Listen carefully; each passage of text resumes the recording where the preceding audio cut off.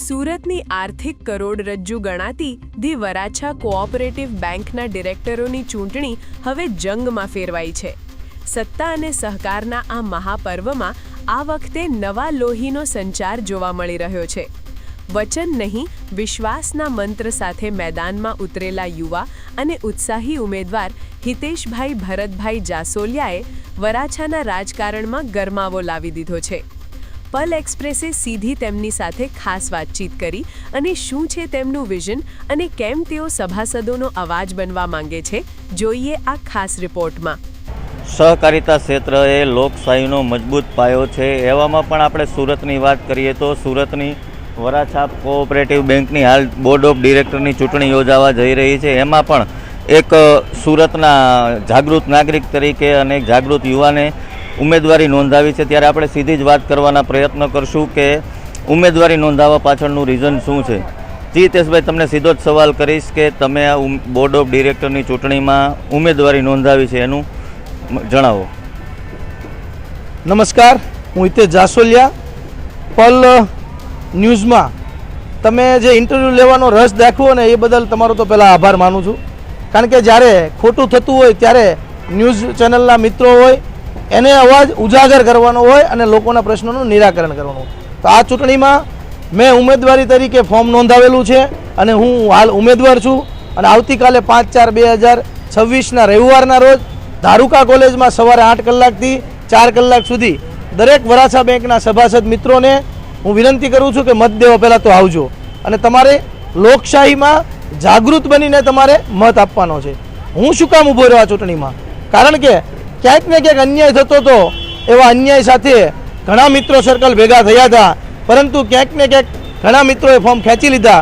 પણ અમે નક્કી કર્યું કે નહીં, અન્યાય સાથે ક્યારેય બેસવું ન જોઈએ અને જે લોકોના પ્રશ્ન છે, જેમ કે બેંકના કર્મચારી ભાઈઓ હોય, બેંકની કર્મચારી બહેનો હોય, જેમની સાથે કાયમી નોકરી નથી કરતા, કાયમી નોકરી માટે બહેનોને જે વંચિત રાખવામાં આવે છે, આવા ઘણા પ્રશ્નો છે। પછી તમારે બેંકમાં કોઈ પણ ડિરેક્ટરો એટલે કે કોઈ પણ કર્મચારી ભાઈઓ હોય કે અન્ય લોન ધારક ભાઈઓ હોય અને લોન લેવી હોય ત્યારે જે શરમની નીતિઓ અપનાવવામાં આવે છે કે ડિરેક્ટરોને આમાંથી ઓળખો, એમને તમે સહી કરાવતા હો।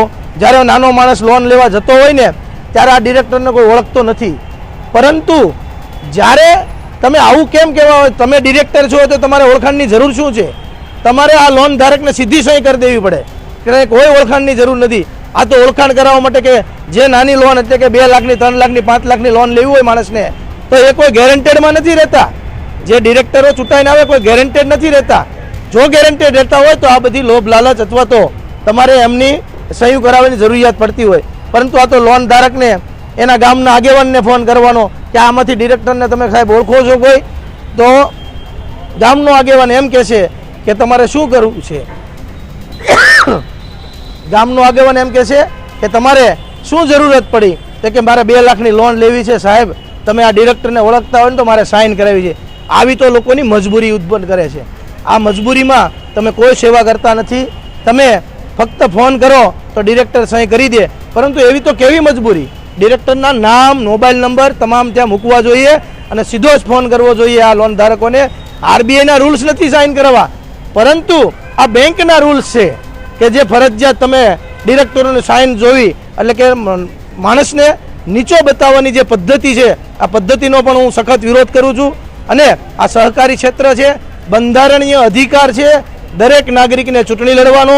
અને ભૂતકાળમાં જે આ બેંકની સ્થાપના કરી હતી એવા મંજી દાદા હોય, વલ્લભ દાદા સવાણી હોય કે પછી પીબી ઢાકેચા સાહેબ હોય, એમનો જે ભાવના હતી આ બેંક પ્રત્યે, એ પ્રત્યે આજે છેલ્લા 15 વર્ષથી એ મુદ્દેથી આ બેંકના જે કાંઈ ડિરેક્ટરો હતા જે છેલ્લા 15 વર્ષમાં એ મુદ્દો ભટકી ગયા છે।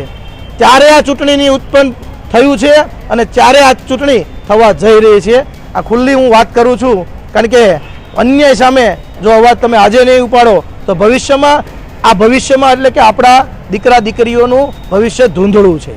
જો અન્યાય સાથે ક્યારે પણ તમારે બેસવું નહીં, અન્યાયને ન્યાય મળે ત્યાં સુધી લડત તમારી ચાલુ રાખવી, એટલા માટે ચૂંટણીમાં ઊભો રહ્યો છું। મોતીઓના હારમાં અમારું ચિહ્ન છે। 5 અમે ઉમેદવાર છીએ, જે 5 ઉમેદવારના મોતીઓના હારની સામે 5, 8 9, 16 ને 17 આ અમારા ઉમેદવાર છે. આ તમામને મોતીઓના હારના નિશાનની સામે તમારે ચોકડીમાં તમારે મતદાન કરવાનું છે અને અમને તમારા સાથે થતો અન્યાય હોય એનો અવાજ બનાવવાનો છે. કર્મચારી ભાઈઓ હોય કે મારી કર્મચારી બહેનો હોય, અન્ય બેંક ખાતેધારકો હોય, અન્ય સભાસદ ભાઈઓ હોય, આ તમામને બસ હું વિનંતી કરું છું અને વિનંતી સાથે આપને એક નમ્ર અપીલ પણ કરું છું. જીતેશભાઈ, તમને આવો વિચાર ક્યારે આવ્યો કે બેંકના કર્મચારીઓ હોય કે સભાસદ હોય એની સાથે અન્યાય થયો છે?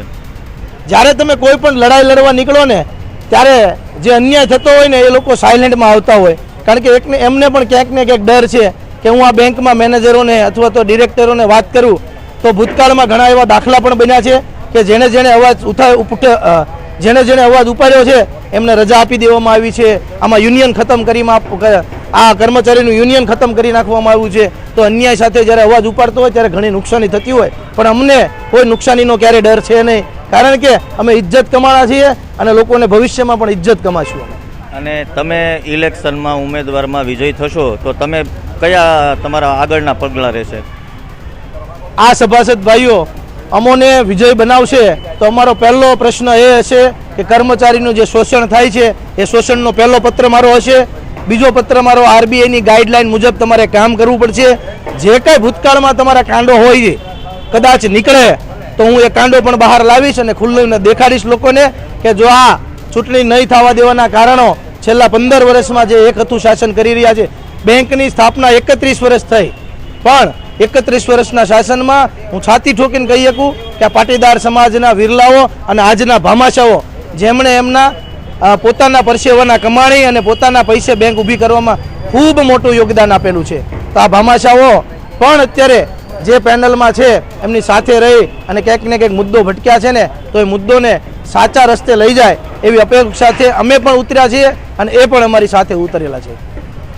જી, આ હતા આપણા વરાછા બોર્ડ ઓફ ડિરેક્ટરમાં જે ઉમેદવારી નોંધાવી છે હિતેશભાઈ જાસોલિયા. એમનું કહેવાનું એક જ છે કે વરાછા બેંકમાં ઘણી જગ્યા પર અન્યાય થયો છે, અન્યાય થતો આવ્યો છે. કર્મચારીઓનું શોષણ થાય છે કે પછી લોનમાં લેતા સભાસદો હોય કે કોઈ લોન ધારક હોય એની સાથે પણ અન્યાય થઈ રહ્યો છે.